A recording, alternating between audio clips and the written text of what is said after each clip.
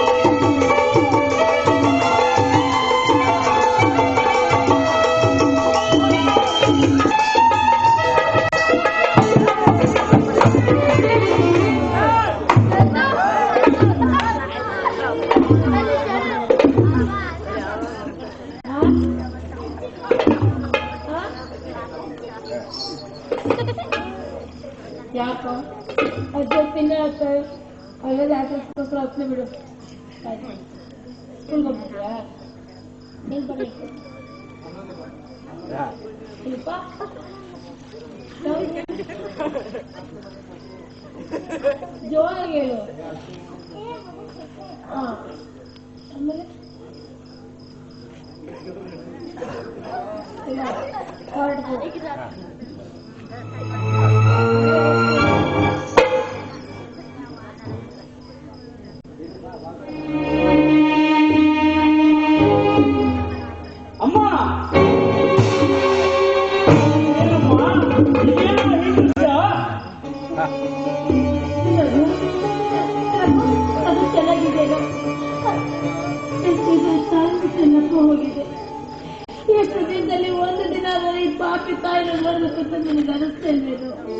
ಇಲ್ಲಮ್ಮ, ಮನನೊಂದು ಮನೆ ಬಿಟ್ಟು ಹೋದಾಗ ಆತ್ಮಹತ್ಯೆ ಮಾಡಿಕೊಳ್ಳೋಣ ಅಂತ ನಿರ್ಧಾರ ಮಾಡಿದೆ.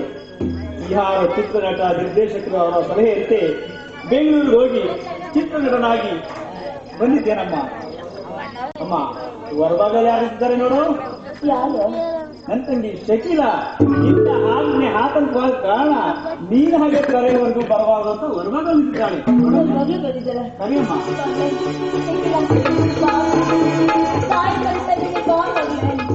ಶಕೀಲಾ,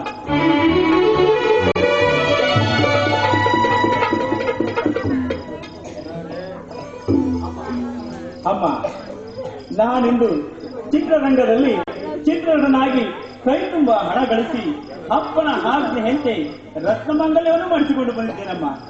ಎಲ್ಲಮ್ಮ ಅಪ್ಪ? ಆ ರತ್ನಮಂಗಲ ಕಟ್ಟಬೇಕಾದ್ರೆ ನಿಮ್ಮಪ್ಪ ನಮ್ಮ ಪಾಲಿಗೆ ಗೊತ್ತಿಲ್ಲಪ್ಪ. ಈ ಪ್ರಪಂಚನೇ ಬೇರಂತೆ ಪ್ರಪಂಚ ಋಣ ತೀರ್ಸ್ಕೊಂಡು ನಮ್ಮನ್ನೆಲ್ಲ ಬಿಟ್ಟು ದೂರ ಹೊರಟು ಕೊಡು. ಏನಮ್ಮ, ಏನ್ ಹೇಳ್ತಾ ಇದೆಯಮ್ಮ? ಅಪ್ಪ ಸಾಯೋದಕ್ಕೆ ಏನಾಗಿತ್ತಮ್ಮ? ಏನಾಗಿತ್ತಮ್ಮ? ಜನ್ಮ ಕೊಟ್ಟು ಮಗಳಿಗೆ ತುತ್ತನ್ನಕ್ಲಾದ ಹೇಳ್ತಾನೆ ನಾನು ಅಂತ. ಆ ನೋವು ವೇದನೆ ತಡ್ಕೊಳ್ಳದೆ ನಮ್ಮನ್ನೆಲ್ಲ ಬಿಟ್ಟು ಒಳಗಾಡ್ಕೊಂಡ್ಬಿಟ್ಟೆ. ಅಪ್ಪ ಅಪ್ಪ ಕೊನೆಗೂ ಕರ್ಮ ಚಾಂಡಾಳ ಮಕ್ಕಳ ದುರ್ವರ್ತನೆಗೆ ಬೇಸತ್ತು ಮನೆ ಬಿಟ್ಟು ಹೋಗಿ ಆತ್ಮಹತ್ಯೆ ಮಾಡಿಕೊಂಡಿರಪ್ಪ. ಮನೆ ಬಿಟ್ಟು ಹೋಗಿ ಆತ್ಮಹತ್ಯೆ ಮಾಡಿಕೊಂಡಿರ. ಅಮ್ಮ ಅಮ್ಮ, ನಾನು ಪ್ರತಿ ತಿಂಗಳು ನಿಮ್ ಖರ್ಚಿಗೆ ಅಂತ ಹಣ ಕಳಿಸ್ತಾ ಇದ್ದಲ್ಲಮ್ಮ. ಆ ಹಣನೆಲ್ಲ ಏನ್ ಮಾಡಿದ್ರಮ್ಮ? ಯಾರ ಬಳಿ ಕೊಟ್ರಮ್ಮ? ನನ್ನ ತಂಗಿ ಶಕಿಲ 3 ದಿನ ಉಪವಾಸ ಮಾಡ್ಕೊಂಡು ನಿಮ್ ಬಳಿ ಒತ್ತು ಹಣ್ಣಕ್ಕ ಹಾಕಿ ಬಂದಾಗ ಅವಳನ್ನ ಒದ್ದು ಕಳ್ಸಿದಾರಲ್ಲಮ್ಮ. ಹೇಳಮ್ಮ, ಆ ಹಣ ಎಲ್ಲ ಏನಾಯ್ತು? ಮಗ ಮನೆಗೆ ಬಂದಿದ್ದೇನೆ ಅಂತ ನಾನು ಸಂತೋಷ ಪಡ್ತೀನಿ. ಮತ್ತೆ ಇಂದರದೆಲ್ಲ ಹೇಳಕ್ ಹೋಗ್ಬೇಡ. ಯಾಕೋ ಸುಳ್ಳು ಹೇಳ್ತೀಯ? ಕಳಿಸಿದ್ರೆ ನನ್ನ ಮಗಿಗೆ ನಾನು ಹಣ ಹಾಕ್ತಿದ್ದೀನಿ. ಏನು? ನಾನ್ ಕಳಿಸಿದ ಹಣ ನಿಮ್ ಕೈ ಸೇರೇ ಇಲ್ವೇ? ನೋಡಮ್ಮ, ನೀವೇ ಸಹಿ ಹಾಕಿದ್ದೀರಾ, ಅಣ್ಣನೇ ಸಾಕ್ಷಿ ಹಾಕಿದ್ದಾನೆ. ಇಲ್ಲಪ್ಪ, ಇಲ್ಲ, ನಾನು ಯಾವ ಹಣನೂ ನೋಡಿಲ್ಲ, ನನಗೇನು ಗೊತ್ತಿಲ್ಲ ಕಣೋ. ಓಹೋ, ಇಲ್ಲೇನೋ ಕುತಂತ್ರ ಹಳಗಿದೆ.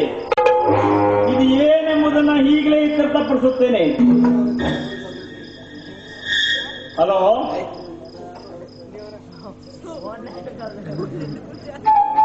ಹಲೋ ಹಲೋ ಸರ್, ಹೇಳಿ ಸರ್.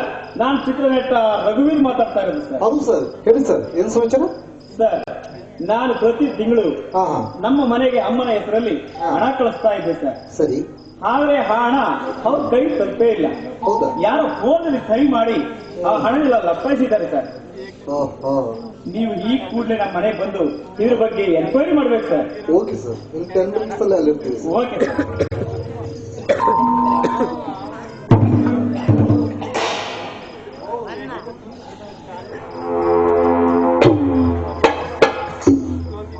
ಓ ರಘುವೀರ, ರಘುವೀರನೇ, ನನ್ನ ಮನೆಗೆ ಕಾಲಿಟ್ಟು ನನ್ನ ಗುರುತಿಯನ್ನು ವಂಚಕ ಯಾರೆಂಬುದನ್ನು ಪಂಚ ಹೇಳಿ ತಿಳಿಯುತ್ತದೆ. ಸ್ವಲ್ಪ ತಡ್ಕ ಬ್ರದರ, ಸ್ವಲ್ಪ ತಡ್ಕ. ಸಂಚು ಮಾಡ್ತಾ ಇದೆ. ಈ ವಿಚಾರ ಇತ್ಯರ್ಥ ಆಗುವುದಕ್ಕೂ ಮೊದಲು ಒಂದ್ ಹೆಜ್ಜೆ ಮುಂದಿಟ್ಟದೆ ಆದ್ರೆ ನಿಮಗೆ ತಕ್ಕ ಶಾಸ್ತಿ ಆಗುತ್ತದೆ. ನಿಂತಲ್ಲೇ ನಿಂತ್ಕೊಳ್ಳಿ.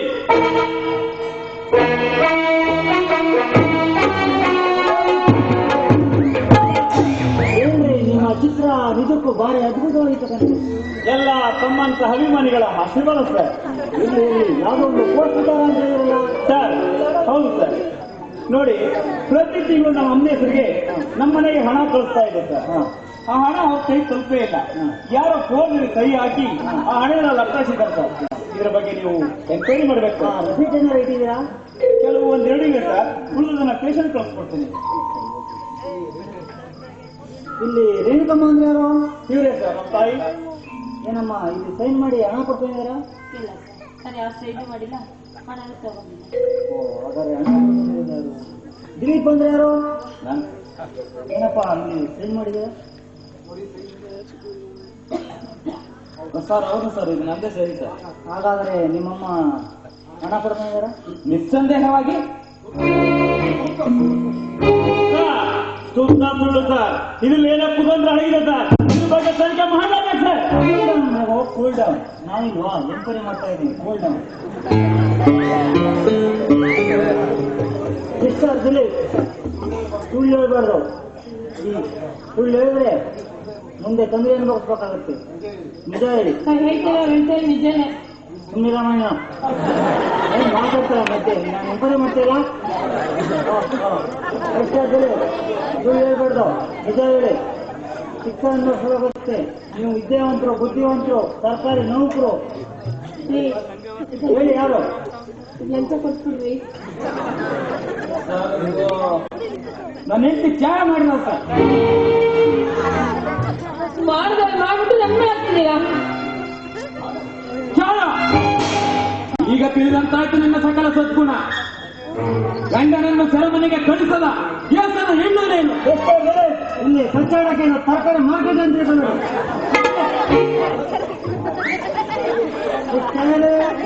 ಕೈ ನೋಡ್ರಿ. ಏನ್ ಗಮನಿಸ್ತಾರೆ ಸರ್? ಚಾಹಿದ ಅಂತ ಬರೀಬೇಕು ಸರ್. ಬರೆಯಮ್ಮ, ಏನ್ ನೋಡ್ತೀಯ? ಬರೆಯಮ್ಮ. ಅಲ್ಲ, ನೀವು ಎಷ್ಟು ಲಂಚ ಕೊಡ್ತಾ ಇದ್ದೆ? ಯಾಕೆ ಸೈನಿಗೆ ಇವೆಲ್ಲ ಅವೆಲ್ಲ ಇಲ್ಲ, ಲಂಚ ಗಿಂಚ ತಗೊಳ್ಳಲ್ಲ, ನಾವು ಸೈನ್ ಮಾಡಮ್ಮ. ಅವೆಲ್ಲ ಇಲ್ಲ, ಮಾಡಮ್ಮ. ಅವೆಲ್ಲ ಆಗಕ್ಕಿಲ್ಲ ಅಂದ್ರೆ ಆಗಕ್ಕಿಲ್ಲ, ಮಾಡ್ತಾ ಇರಿ.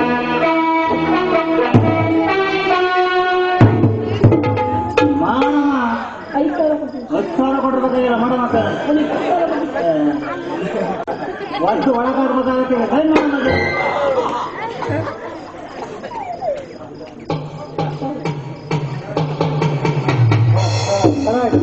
ಈ ಅಕ್ಷರಗಳು ಈ ಅಕ್ಷರಗಳು ಒಂದು ಕೊಡ್ತಾ ಇದೆ. ಇಷ್ಟ ಸರಿ. ಈ ಕೆಲಸ ಮಾಡಕ್ ನಾಚ ನಿಮಗೆ ಕೊಟ್ಟಂಡೆ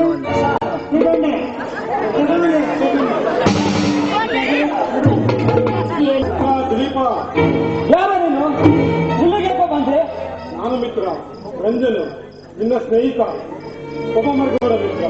ನಾನೀಗ ನನ್ನ ತಪ್ಪನ್ನೆಲ್ಲ ಅರಿವಾಗಿ ಮನೆಗೂ ಜೈಲು ಶಿಕ್ಷೆ ಅನುಭವಿಸಿ ಒಳ್ಳೆಯನಾಗಿ ಬಂದಿದ್ದೇನೆ ಕಣ. ದಯಮಾಡಿ ನನ್ನ ಜೊತೆ ಸೈಕಲ್ನ ಕಳಿಸ್ಕೊಡು.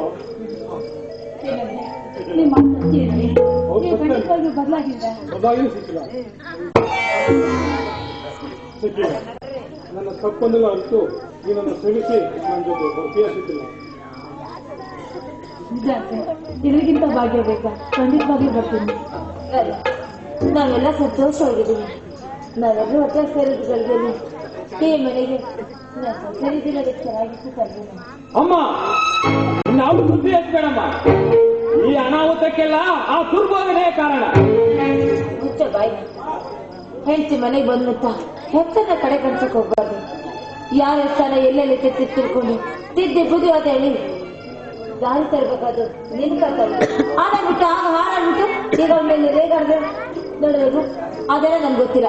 ನನ್ನ ಸೊಸೆ ನನ್ನ ಮನೆಗೆ ಬರ್ಬೇಕು. ಅವಳು ಏನಾದ್ರು ಬರ್ಲಿಲ್ಲ ಅಂದ್ರೆ ನಾನು ನೀರು ಕುಡಿಲ್ಲ, ಊಟ ಮಾಡಲ್ಲ. ನಿನ್ ಜೊತೆ ಅಮ್ಮ, ಪದೇ ಪದೇ ಯಾಕೆ ನೀವು ಅನ್ನ ಸತ್ಯಾಗ್ರಹ ಮಾಡ್ತೀರಾ? ನಿಮ್ಮ ಮನದಾಸೆ ಏನು ಅಂತ ನಮಗೆ ಚೆನ್ನಾಗಿ ಗೊತ್ತು. ಅದಕ್ಕೆ ನೆನ್ನೆ ಹೊತ್ತಿಗೆ ನಾ ಬೇರೆ ಬಿಡಿಸಿದ್ದೆ. ಇದು ಗೊತ್ತಾಗಿದೆ. ಹೌದಮ್ಮ.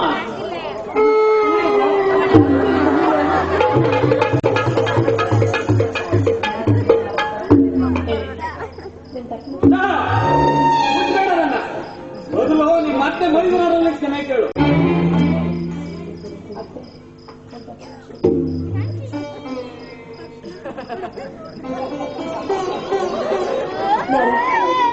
ಸೊಸೆಯಾಗಿ ಬಂದ್ಮೇಲೆ ಆ ಮನೆ ಜ್ಯೋತಿಯಾಗಿ ಲಕ್ಷ್ಮಿಯಾಗಿ ಸಂಸಾರ ಮಾಡ್ಕೊಂಡು ಹೋಗ್ಬೇಕು. ಅದನ್ನ ಬಿಟ್ಟು ಬೆಂಕಿಯಾಗಿ ಮನೇಲಿ ಸುಡಕ್ ಹೋಗ್ಬಾರ್ದು. ಅರ್ಥ ಆಯ್ತಾ? ಅದಕ್ಕೆ ಇವಾಗ ಪರಿಸ್ಥಿತಿ ಈಗಲೂ ಹಾಕುವ.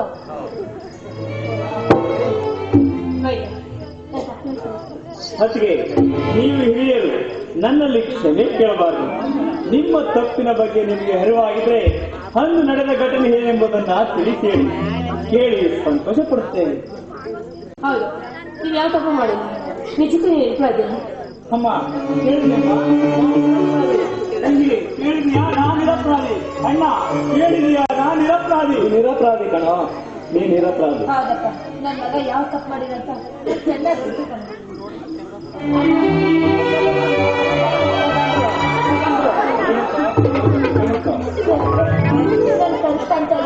ಇಲ್ಲ ರೇಣುಕಾ, ಇದು ಕನಸಲ್ಲ. ನಾನು ಪ್ರತ್ಯಕ್ಷವಾಗಿಯೂ ಬಂದಿದ್ದೇನೆ.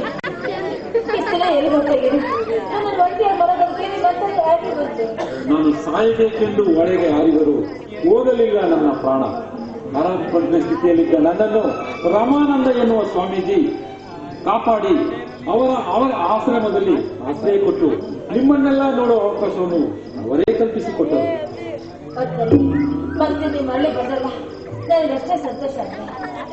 ಅಪ್ಪ, ಇಷ್ಟೆಲ್ಲ ಅನಾಹುತಕ್ಕೆ ನಾನೇ ಕಾರಣ ಅಪ್ಪ. ನನ್ನನ್ನು ಕ್ಷಮಿಸ್ಬಿಡಪ್ಪ.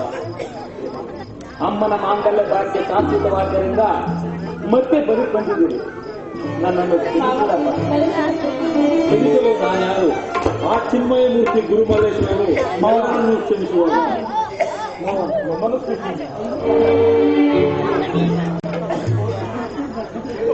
ಹೇಳಿ ಮಕ್ಕಳೇ, ಹೇಳಿ. ಎಲ್ಲರನ್ನೂ ಕ್ಷಮಿಸಲು ಶ್ರೀ ಗುರುಮಲ್ಲೇಶ್ವರ ಇರುವಾಗ ನಾನ್ಯಾರು? ಅಪ್ಪ, ನಿಮ್ಮ ಆಶೀರ್ವಾದದಿಂದ ನಾನು ಚಿತ್ರರಂಗದಲ್ಲಿ ಚಿತ್ರನಟನಾಗಿ ಕೈ ತುಂಬ ಹಣ ಗಳಿಸಿ ನಿಮ್ಮ ಆಜ್ಞೆಯಂತೆ ರತ್ನ ಮಾಂಗಲ್ಯವನ್ನು ಮಾಡಿಸಿಕೊಂಡು ಬಂದಿದ್ದೇನಪ್ಪ. ಸರ್ವಪ್ಪ ಅಮ್ಮನ ಕರುಳಿಗೆ ಕಟ್ಟಿ ನಮ್ಮನ್ನೆಲ್ಲರನ್ನು ಸಂತೋಷಗೊಳಿಸಪ್ಪ.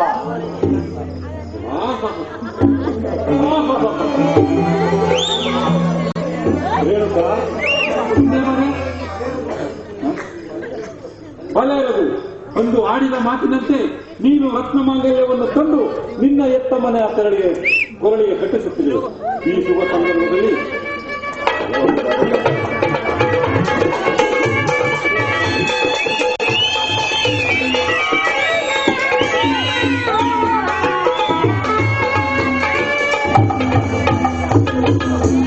ಒಡೆಯುವ ನನ್ನ ಸಂಸಾರ ಒಂದುಗೂಡಿಸಿದ ಆ ದುರ್ಮಲ್ಲೇಶ್ವರನು ಈ ನನ್ನ ಸಂಸಾರ ಎಂದೆಂದೂ ಸುಖಸಾಗರವಾಗಿರಲಿ.